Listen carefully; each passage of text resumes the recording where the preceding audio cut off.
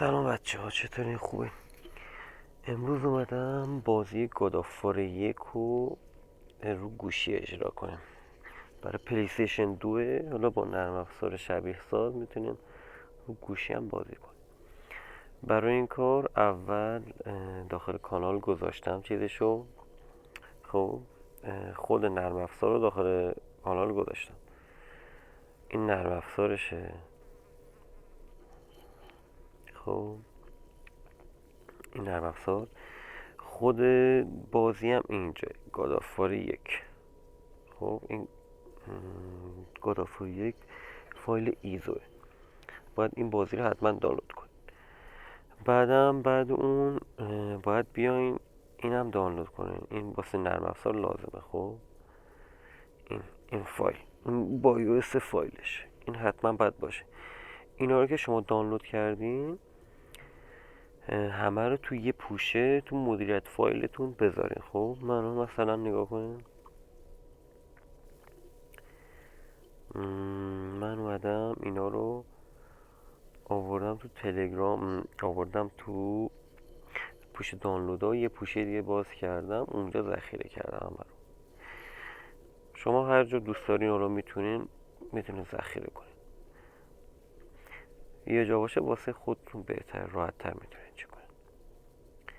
بیاریم بازی رو. من تو این پوشه گذاشتم، نگاه کن اینجاست. این همون فایل تکمیل کننده بازیه. بهتون میگم الان تو بازی باید چیکار کنین. این هم گادافار 1. خب اینا رو که دانلود کردین توی پوشه گذاشتین، این نرم افزار رو دانلود میکنین.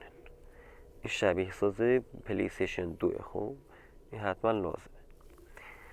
میم داخل نرم افزار میشیم، نکس میزنیم اینجا ایمپورت بایوس. اینجا بایوس که اوکی میکنیم. خب نگاه کن، بذار بیاد. اون دوتا رو که دانلود کردین یه جا گذاشتین، میرین داخل حالا همون پوشه، اون پوشه که نرم افزارا رو جاگذاری کردین. نگاه کن اینجا، این سومیه همون بایوس است که لازمه واسه بازی. خب فینیش میکنیم. حالا اینجا اد گیم زده. خب اینجا میزنیم واسه اد کردن بازی. الان من این میایین داخل همون پوشه ای که حالا شما ذخیره کردین، بازی رو گذاشتین اینجا، یوزد فولدر رو میزنین، بازی که آوردین میاد اینجا. نگاه کن من الان 3 تا بازی دارم اینجا. یک گادافار، این یک گادافاری که دارم چیه، این نسخه اصلیه. خب این با فیلمه، حجمش بالاست، 8 گیگه. این یکی که تو کانال گذاشتم یعنی فیلم ها رو دیگه برش داده، فقط خود بازی. این هم که گاد هنده داخل چیز هست، داخل تلگرام هم گذاشتم. خب حالا چیکار میکنه؟ میم داخل بازی. خب الان بازی رو انتخاب کردیم، حالا فقط باید اجرا بشه.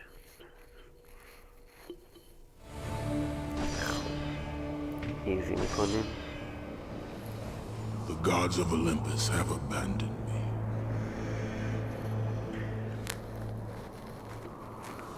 نسخه اصلی 8 گیگ رو دانلود کنین میتونین. فیلماش هم دیگه داره، دیگه بدون فیلم.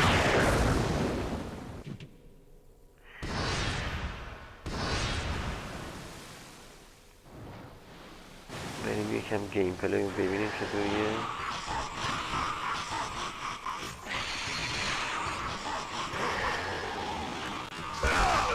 نگاه کن یکم بازی کن، اون درست میشه اول.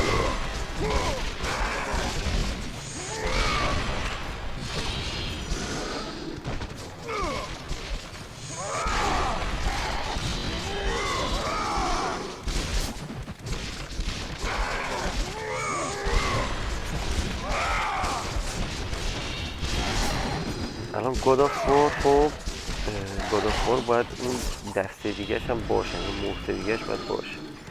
استوب میزنین. اینجا چی داره؟ چی اسمش میبینین؟ این دست میمونه، این جهت میمونه، اینو میزنیم. میایم اینجا تاچ اسکرین رو میزنیم. گزینه اول تاچ اسکرین کنترل میزنیم. اینجا دیول آنالوگ میزنیم. خب این دیگه دسته دیگه هم اضافه میشه. میبینید حالا واسه این ور اون رفتن میتونه استفاده. اگه دیدین احیانا بازیتون گیر کرد، خب بیاین اینجا تو ستینگ.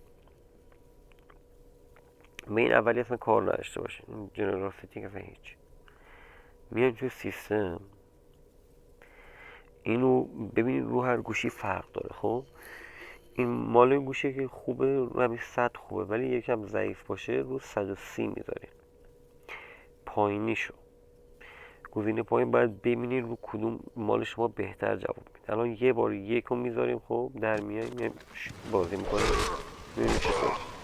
اگه دیدی روون نیست مثلا یکم مثلا خورده، خب دوباره میایی سیتینگ سیستم، این دفعه رو 2 امتحان میکنی. مثلا یکم باز کن،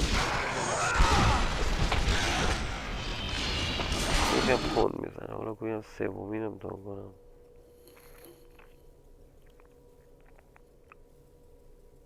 سه ماکسیموم. خب الان اوکی.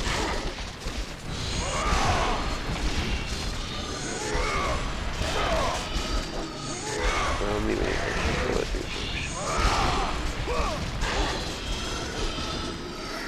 این از این تنظیماتش دیگه. ببینم چی داره اینجا تو گرافیک. سعی کنین این دومی همیشه 1 باشه. خب اینا رو زیاد دست ندین. اگه دیدین رو گوشتن جواب نمیده، هر گزینه رو که امتحان میکنین سریع باز برگردیم بازی کنیم ببینید تغییری ایجاد شده یا نه، یعنی بازیتون روونتر شده یا نه. اگه روونتر نشده بود دوباره همون گزینه خودشو بیارین. اوکی دیگه نذارین چی بشه که بعدم این دیگه کلا نرم افزار به هم میره. کو این گزینه مال فول اسکرین بود داره. این فول اسکرین یکم بد میشه، یکم کیفیتش میاد پایین، ولی صورتش هم مثلا اوکی جواب. بذار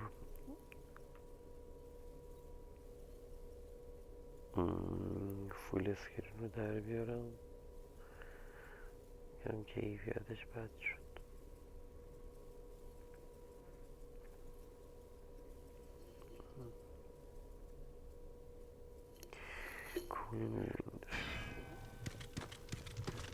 اینم زیاد خوب. اگه گوشه که جوابه خوب میتونیم بیاین چی کنین. این گرافیکشو روی 1 کنیم بذاریم. مثلا خیلی کیفیتش میاد، کیفیتش عالیه.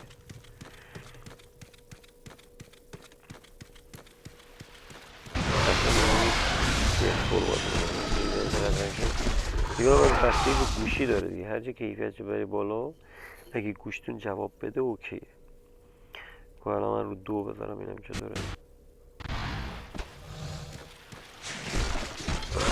هم باشه اینی هم پلی 2 هم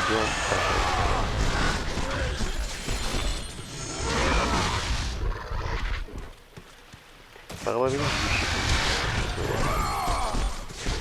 خب این تموم. اگه بخواین سیو هم بکنین اینجا چیز میزنین رو سیو استیوز، هر کدومو داره. روی 1 میخوای سیو کنین، باز بخوای لود بزنی میری رو لود همینجا میزنی دوباره از همونجا میزنی. با آدمتون ده یه از بازی گاد آف وار 1. حالا تا یکی دور دیگه گاد آف وار 2 هم میذارم، از اونم استفاده کنم بازی قشنگ.